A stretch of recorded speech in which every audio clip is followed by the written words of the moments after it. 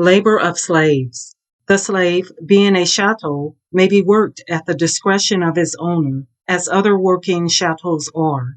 If the legislature of one of our northern states should enact a law restricting farmers to a specified number of hours per day, in which their oxen and horses should be worked, and if the act should be prefaced with a preamble stating that many farmers were in the habit of overworking their cattle, it would be thought a severe reflection upon the farmers. A stranger would conclude that they were an inhuman as well as a short-sighted class of people to treat their working beast in that manner. They would eagerly read the act to see how many hours were allowed as a relief to the poor beast, and they would necessarily infer that the practice had been to work the cattle a longer time than that prescribed by the law. Let us now look at some of the laws of the slave states. South Carolina, Act of 1740. Whereas many owners of slaves and others who have the care, management, and overseeing of slaves do confine them so closely to hard labor that they have not sufficient time for natural rest. Be it therefore enacted that if any owner of slaves or other persons who shall have the care, management, or overseeing of slaves shall work or put any such slave or slaves to labor more than 15 hours and 24 hours, from the 25th day of March to the 25th day of September, or more than 14 hours and 24 hours, from the 25th day of September to the 25th day of March, every such person shall forfeit any sum not exceeding 20 pounds, nor under 5 pounds current money, for every time he, she, or they shall offend herein, at the discretion of the justice before whom the complaint shall be made. 2 Brevoort's Digest, 243. How much longer than 14 or 15 hours per day in winter and summer the South Carolina planters had been in the habit of working their slaves, we are left to conjecture.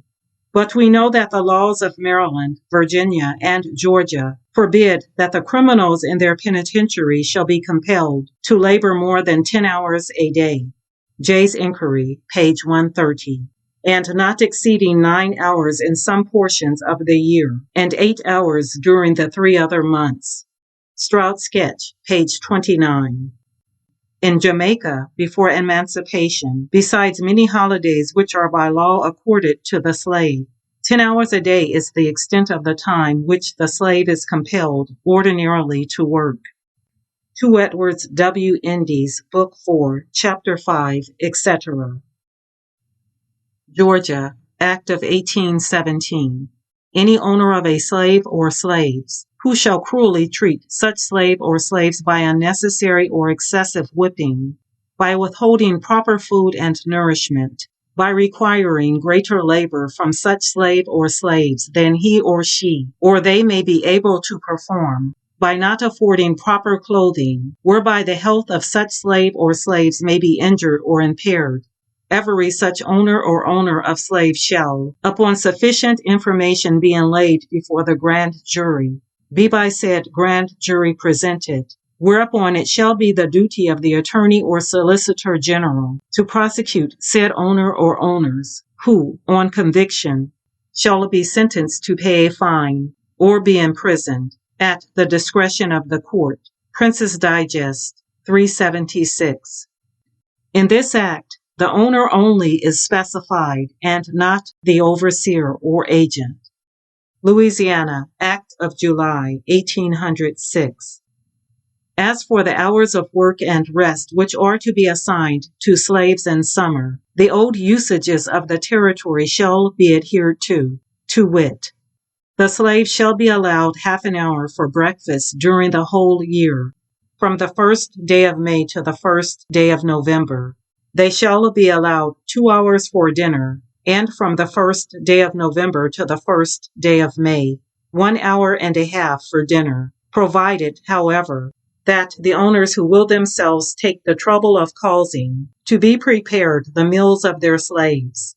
B. And they are hereby authorized to abridge, by half an hour per day, the time fixed for their rest. 1 Martin's Digest, 610 through 612. This relic of the old usages under the Spanish and French laws may be considered, like the Louisiana laws before quoted, an exception to the general code of American slavery. Yet even here the hours of beginning and ending the day's labor are not specified, and consequently the hours of labor per day are not limited nor ascertained. The known custom of night work and boiling sugar is not touched by this statute. In Georgia and in Mississippi, there are laws forbidding the unnecessary labor of slaves on the Sabbath. This is all the information before us.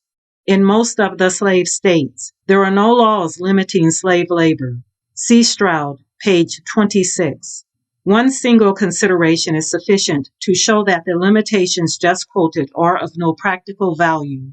No slave and no free-colored person in the slave states can be a witness against a white person. See Stroud, page 27.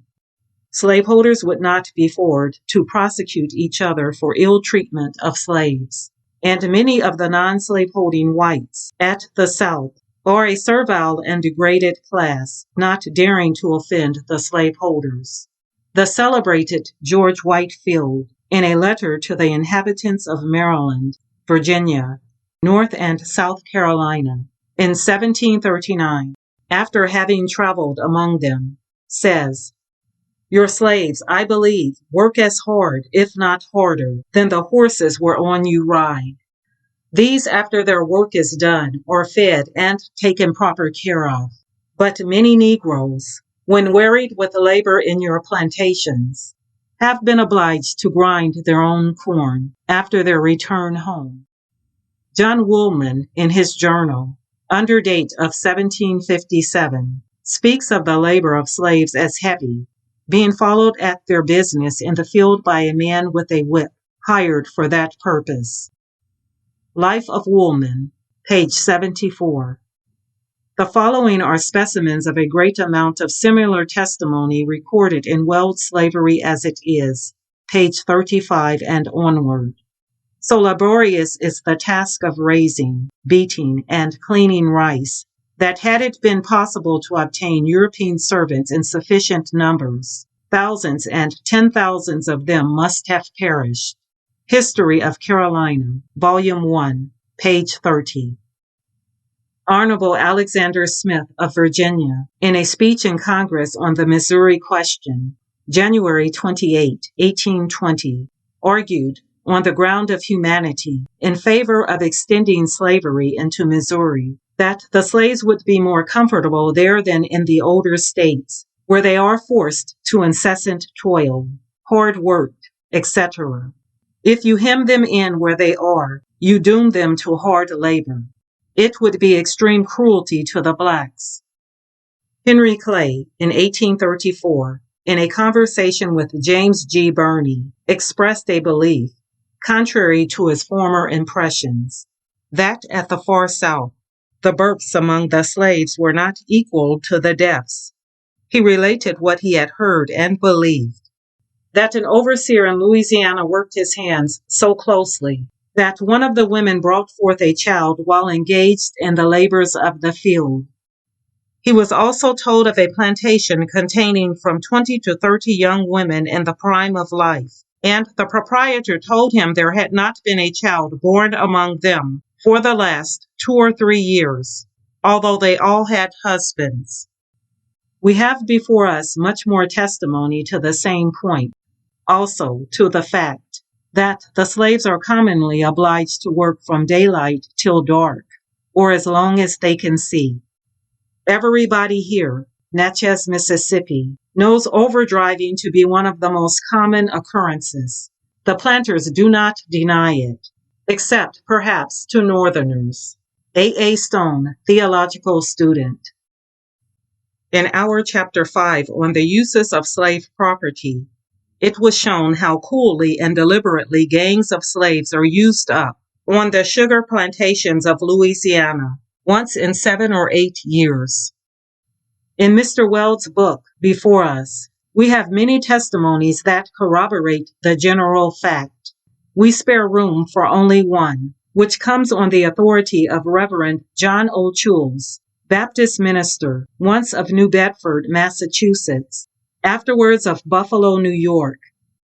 While attending the Baptist Triennial Convention at Richmond, Virginia in 1835, says Mr. C, I had a conversation with an officer of the Baptist church in that city, at whose house I was a guest. I asked him if he did not apprehend that the slaves would eventually rise and exterminate their masters. Why? Said the gentleman.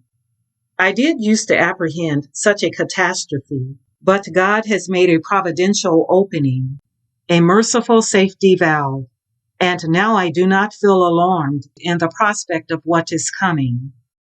What do you mean, said Mr. Chules, by Providence opening a merciful safety valve? Why, said the gentleman. I will tell you. The slave traders come from the cotton and sugar plantations of the South and are willing to buy up more slaves than we can part with.